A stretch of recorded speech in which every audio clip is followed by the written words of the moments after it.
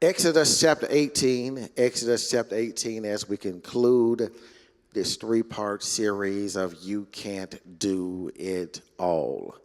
Come on, stand to your feet as we're getting ready to go into the Word of God on today. Today we'll be starting at verse 19 and concluding at verse 23. Put your preaching voices on. Let's read it together. Listen now to me, and I will give you some advice, and may God be with you. You must be the people's representative before God and bring their disputes to him. Teach them his decrees and instructions, and show them the way they are to live and how they are to behave. But select capable men from all the people, men who fear God, trustworthy men who hate dishonest gain, and appoint them as officials over thousands, hundreds, fifties, and 10. Have them serve as judges for the people at all times, but have them bring every difficult case to you. The simple cases they can decide themselves. That will make your load lighter because they will share it with you. If you do this, and God so command, you will be able to stand the strain. And all these people will go home satisfied. Father, bless me, your preacher, to preach your word. Anoint me afresh on today. Don't let us leave here the same way we came. In Jesus' name, amen. You may be seated in the awesome presence of God. You can't do it all. As we began on this journey some 3 weeks ago, we began by Jethro, Moses' father-in-law, a Midianite priest, who came to Moses and informed him that what he saw was extremely problematic. He saw Moses as the solo judge, adjudicator, rising with the sunset and sitting and making judgment all day until the sun went down. It was there that he told Moses, listen, Moses, this is problematic. This is atrocious. This is too tenacious. There's no team building going on. Then last week we moved into him now issuing some prescriptives to Moses. He says, Moses, you can't do it all, but there are some things that only you can do. These are some things that you must do. These are some things that you must prioritize. He says, Moses, first of all, don't forget that God is with you. Secondly, Moses, you need to be reminded that you aren't God, but you are to represent the people before God. He says, but then, Moses, you got to focus on teaching God's word. You got to teach them. But then he says, Moses, you got to be faithful in following God and invite people to follow your model, that you got to be a testimony for them. Now, brothers and sisters, we transition from Jethro talking about what Moses must do and what Moses could do alone to now sharing with Moses, Moses, you can't do it all, but here is what you got to empower others to do. This is extremely important for us as a church because we'll never shift to greater. No organization will ever be greater unless there is the empowerment of others. So Jethro tell Moses, I know you've been taking great pride that you're the only one that the people come to see. From sunrise to sunset, you listen to all their disputes, all their issues, all their conflicts, and everybody has to come to you. I know you think that you are the man, but Moses, I need you to get over your self-inflated ego. And I need you to understand that if things are going to happen, you're going to have to learn how to empower others. I know that some of us struggle with the need to feel needed. But he says to Moses, that can't be your singular focus. That God has put other people around you because you can't do it all. Here it is, brothers and sisters, as we take a turn in our text today. Jordan, now the focus is on the people. This sermon is all for you today. We've talked about Moses, the pastor, prophetic leader last week. Now we're talking about you, the people, the congregation. He says, Moses, the first thing that you must do is select people who are fit. He goes back to verse number 21. He says to him, select capable men. He says, Moses, but what you can't do it all, but select capable men from all the people. That Moses, I need you to be diligent. I need you to discover. I need you to select. I need you to look for. I need you to make sure that, Moses, you're giving careful attention to this serious matter. That you can't do it all, but God has people there, but you got to look for them. You got to select them. You got to appoint them. You got to search for them. You got to discover them. And Moses, I need you to here it is, to select, to appoint, to look for, to search for people who are capable and can get the job done.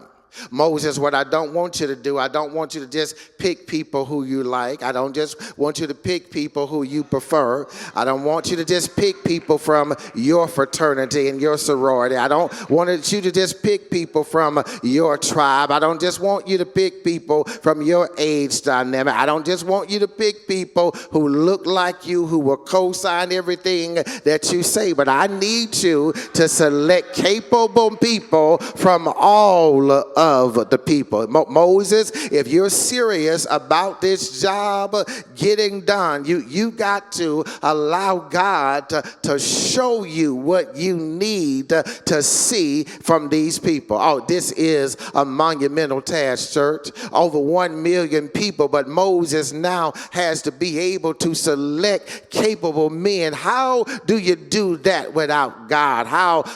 Because this is not just what you see with your natural eyes, but you need God to help you see with your spiritual eyes. And he says, Moses, what you've got to do is make sure you are selecting capable people, because you're going to be putting these people over people. You're going to be empowering them to hear some spiritual disputes. You're going to be empowering these people to hear conflicts and issues, and you just can't put anybody over this task. At Moses, you got to pray. You got to ask God to show me who these people are. Brothers and sisters, boys and girls, he's really trying to tell Moses, you got to make sure you get the right people on board. That's really what Jim Collins said in his book, From Good to Great. He says that if you ever want to move from good to great, you first got to make sure you have the right people on the bus. Then he says, when you have the right people on the bus, you have to make sure that the right people are sitting in the right seats on the bus. Because if you have the right people but in the wrong seats on the bus, all you gonna have is a lot of fuss. Oh, brothers and sisters, boys and girls, that's a platinum leadership rhyme I just gave to you on here today. That the worst thing that you can do is have the right people but in the wrong seats. And that's what he's trying to tell Moses in this text. That Moses, you don't just need people because of availability, but you need people with the right ability. Am I preaching in here on today? Sometimes, brothers and sisters, that you can have people that have availability, but they don't have the ability. I tell Reverend Corbett this all the time. I'm available. I just don't have the ability. Don't you put me in the choir. Don't you try to let me lead a song. Yes, I'm available, but I don't have the ability. I'm just aware of myself. I know what I'm able to do, and I know what I'm not able to do. And the worst thing that you can do is pick somebody just because of their availability, but they don't have the ability to get the job done. Moses, you better make sure that you get people who are fit, people who are capable of getting the job done, because there is nothing worse than you picking people, empowering people to do the job, and you got to come back behind them and do the job that you empower them to do. You better preach, KB Taylor. You better make sure, Moses, that you get people who are fit, who are capable, who have the ability to get the job done. But second of all, child of God, he says, don't just get people who are fit. He says you got to get people who fear God. It's there in verse 21 again. He says in here, he says, select capable men from all the people, men who fear God. He says you need God-fearing people. You need men and women who have a reverence for God. You need men and women, according to the Hebrew translation, who obey and serve God.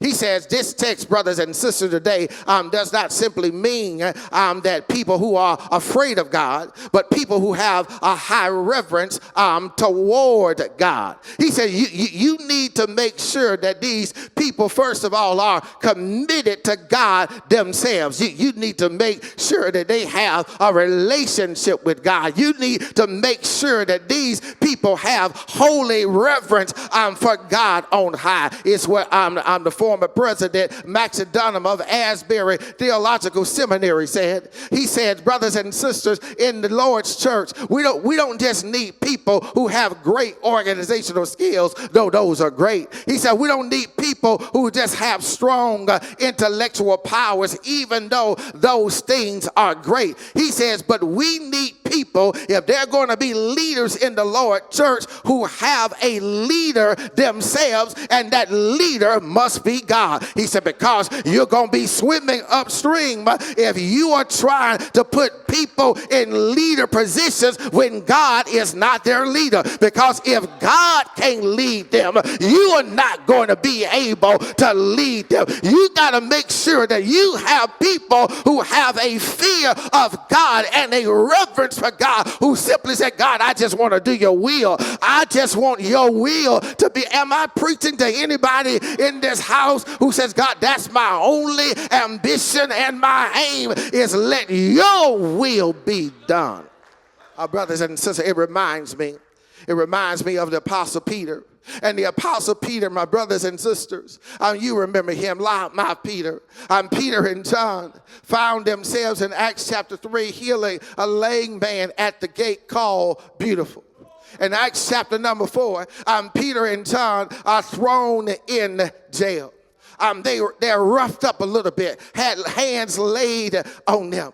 They tell them, Peter and John, we don't need you, brothers and sisters, to preach anymore about this Jesus Christ. He says, here's what I need you to do, child of God. He says, I need you to keep your mouth closed. Don't preach about Jesus anymore. Here it is, brothers and sisters. They put Peter and John on the witness stand. Peter opened his bold mouth, and Peter said to him, you talking about Jesus of Nazareth, whom you crucified.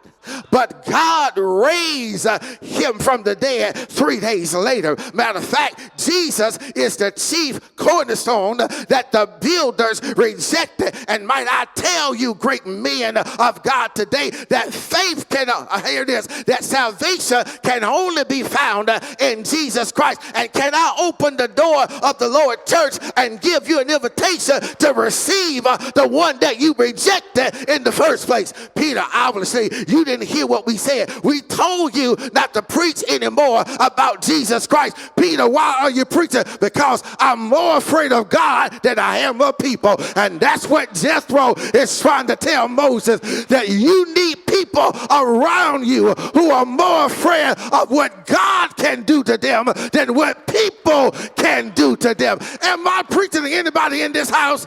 I know sometimes you want everybody to like you, but not at the expense of God being mad at you and disappointed at you. Is there anybody who can testify? I'd rather have the people mad and God happy than have God mad and the people happy. He says, gotta make sure you got leaders who fear God. Leaders who are fit. Leaders who fear God. Then he said something else. He said, choose people who have high moral fiber. It said verse 21. It's on the screen. He says, make sure they are capable men from all the people. Make sure they fear God. But then he says, make sure they are trustworthy men who hate dishonest gain. He says, Moses, you need people with integrity. Moses, I know you want people with influence, but you need people with integrity. Because integrity is when you do the right thing, even though I can get away with the wrong thing. Integrity says I do the right thing, even when I don't think anybody else is watching, and I could get away with doing the wrong thing, but I still choose to do the right thing. He says in another translation, integrity means, he said, Moses, you need people who can't be bought. You need people, another translation, who won't take bribes from the tribes. Y'all gonna let me preach here today. Remember, Moses, you're putting these people over people to listen to disputes. And the last thing that you want is a crooked judge on a payroll. Come on, talk to me in here. Are y'all gonna let me preach it here today? Moses, you got to make sure that they have integrity. You got to make sure, Moses, that they won't take bribes. They cannot be bought. And let me tell you, that should describe every Christian, shouldn't it? Christians should never be able to be bought off because we already been bought. I've already been bought with the blood of Jesus Christ. I'm no longer for sale because Jesus has paid it all. Moses, you don't just need people with capability, but you need people with reliability. Can you rely on them? Moses, can you trust them? I've been doing this long enough to know trust is a must. Look at your neighbor and say, trust is a must. Moses, if you don't trust them, don't select them. Moses, if you can't trust them, don't you empower them, because the worst thing you can do is empower people you cannot trust. Oh, y'all don't like being here today. I'm here to tell you, if you can't trust them outside the foxhole, don't you get in the foxhole with them. Are y'all talking to me in here today? That Moses, you got to be able to trust the people. Moses, you don't want to be with people that you got to sleep with one eye open. Moses, I said it today like I said to you as well. Moses, you don't want to have the kids taste the food before you eat.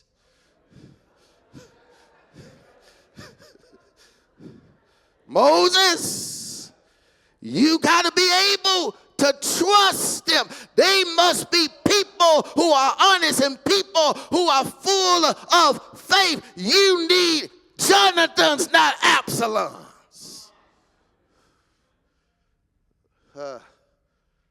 Moses is trying to learn through Jethro.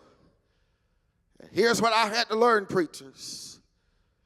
If the person is not right, then don't expect the person to be committed to doing what is right. Too often, we know people aren't right, and then we are shocked when they don't do right.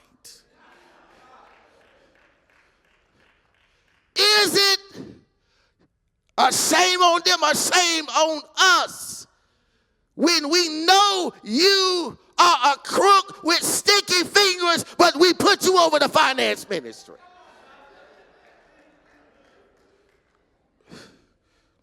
Look at your neighbor and say, it's tight, but he's right.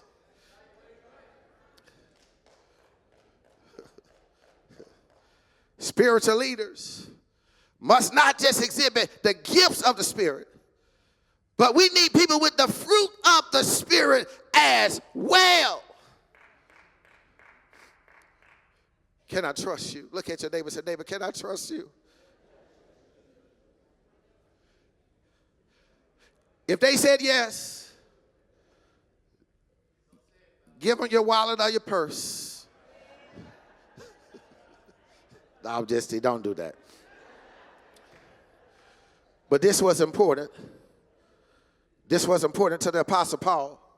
The Apostle Paul in this text, not in this text, but in other texts, 1 Timothy chapter 3 and Titus chapter 1, he would say to every one of his spiritual sons when he's telling them how to look out for leaders and search for leaders and select leaders, this trustworthiness is found in every one of those passages. He says, Timothy, Titus, look for people who are blameless, balanced, benevolent. Look for believers bold and blessed and bearing good behavior.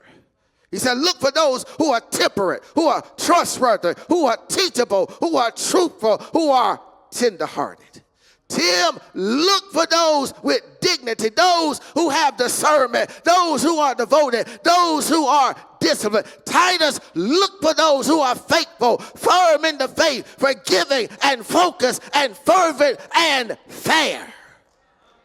Don't you just select anybody. That when you're selecting people, they must have a high moral fiber. Here it is. Lastly, he says, you got to choose path to go to leaders. He says, put it back on the screen. He says, verse 21, he says, make sure they're fit, make sure they fear God, make sure they are high moral fiber. Then he says, appoint them as officials over thousands, hundreds, fifties, and tens. That word official, it means rulers, it means leaders, it means chiefs. In other words, he says, I understand that, yes, they need capability. Yes, they must have reliability. But it comes back, he says, but station them and put them according to their ability.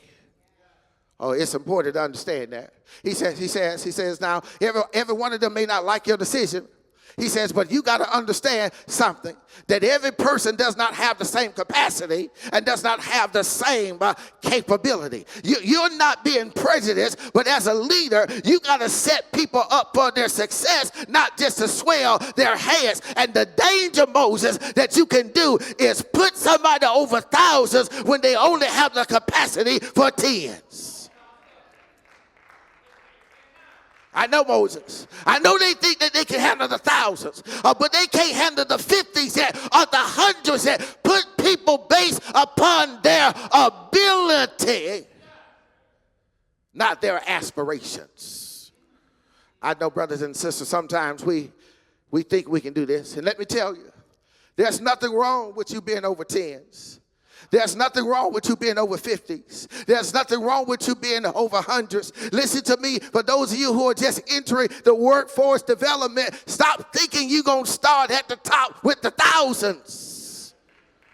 Be faithful over the tens, and God will grow you and groom you and elevate you. Because can I tell you, in God's eyesight, the tens are just as important as the thousands. Are y'all listening to me here on here today? Make sure they're matched based upon their capability and their capacity.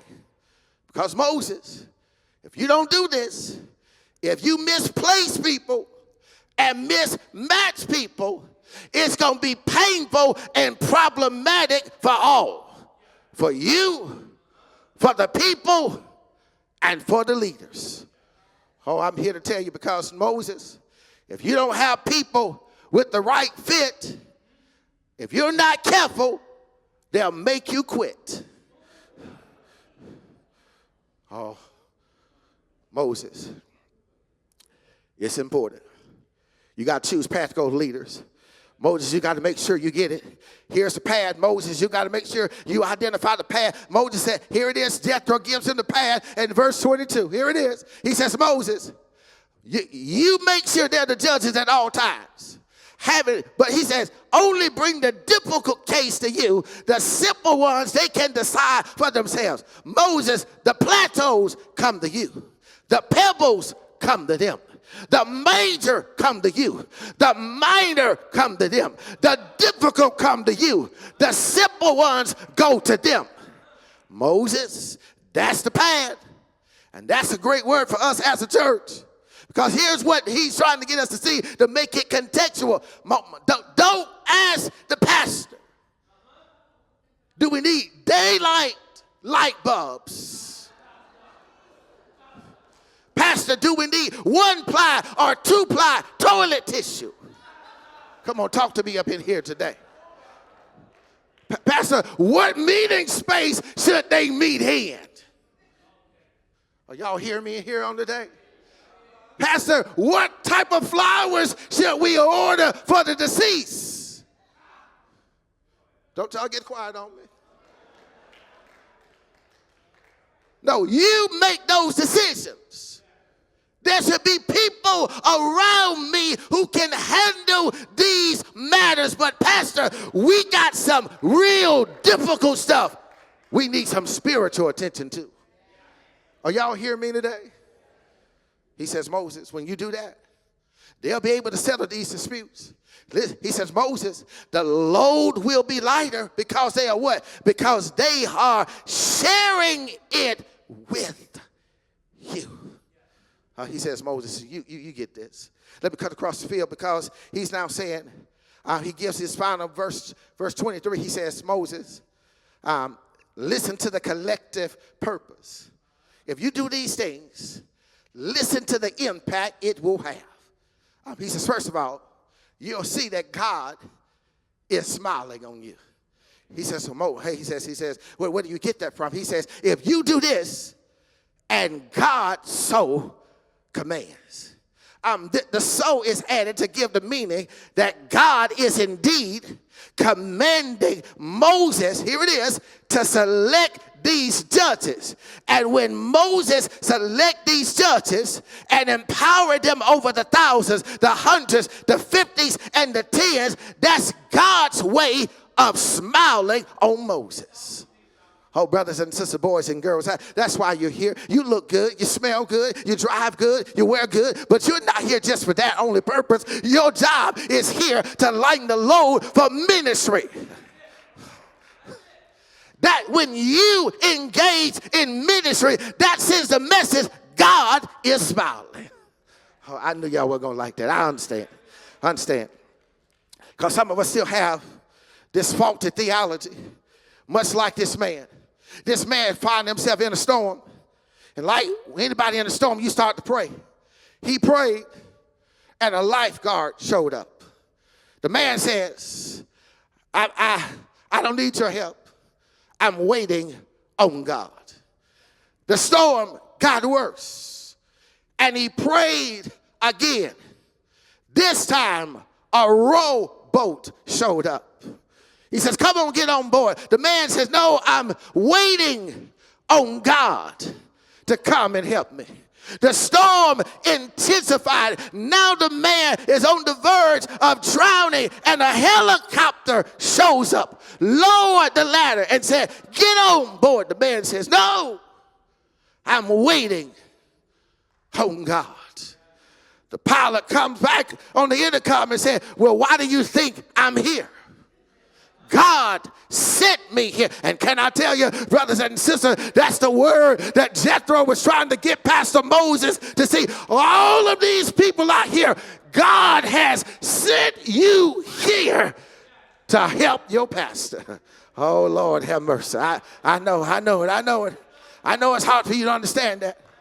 But God wants you to have delegated authority. God wants you to be in power. God has put gifts in you and anointed on you to help your pastor. And that's God's way of smiling.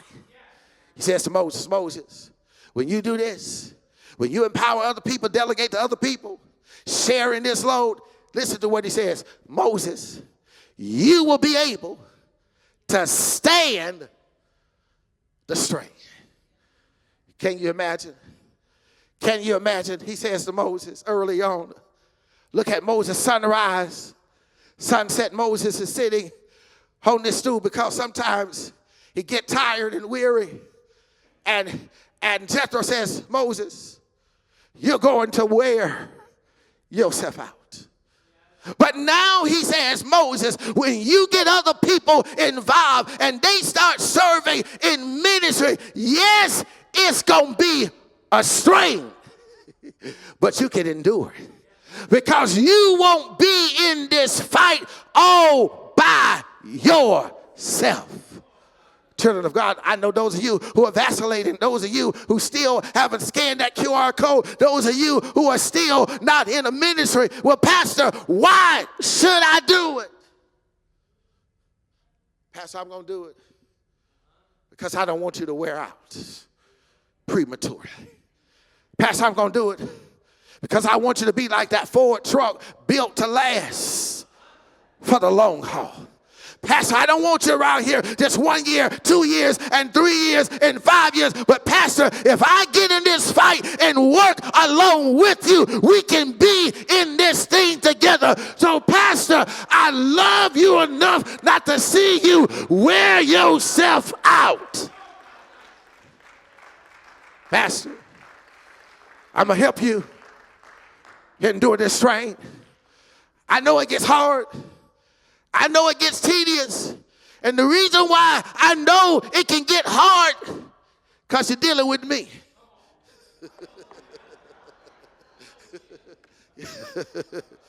Pastor, I know I can be hard sometimes. So if it's 100 more just like me, Lord have mercy. Not you, but you get what I'm saying metaphorically. Y'all are great. Amen. Pastor, we just got sense enough to know you can't shoulder this by yourself. So, Pastor, allow us to come into this labor with you to help us. Tell us what it is that we need to do. Well, whatever the thousands, the 50, the hundreds, or the tens, we have no egos. We just want to be used by God based on the gifts and the ability and the capability and the reliability that God has given to us. Just like the hymn that said, must Jesus bear the cross alone and all the world go free? No, there's a cross for everyone, and surely there is a cross for me. Pastor, there is something that I can do with my hands, my feet, my mind, and my mouth. And so I'm no longer going to sit on the sideline and be a critic, but I'm going to get in ministry and get involved to help you endure the strain as a good soldier. He says, Moses, if you do this, and God so command, not only Moses will you be able to endure the strain. Here it is. Here's your chance to shout. He says, and the people will go home satisfied.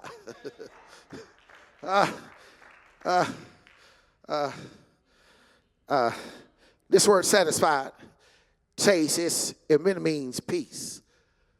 Shalom. That when the people get in place and do their part, the whole nation experience peace. Do I have any people here who put puzzles together?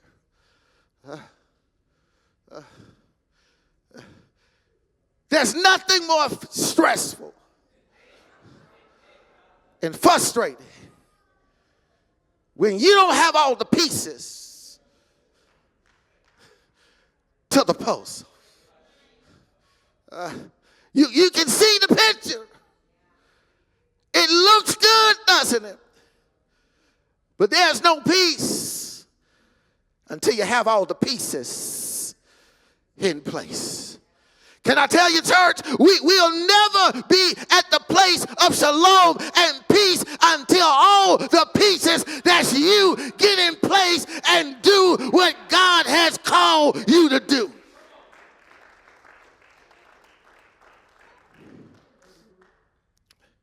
In this text, the reason why they can go home satisfied is because their disputes will be settled with more swiftness. There's no backlog of hearing all these cases. Here it is, can I tell you?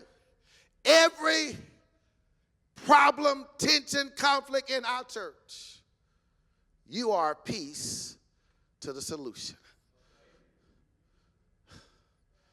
I'm going to let that settle in on you. So I just leave you with this question. How many pieces are we missing?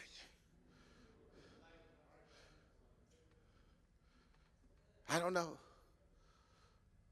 But what I do know is I can't do it all. And you can't do it all. But together, we can do it all. Let's give God praise for that.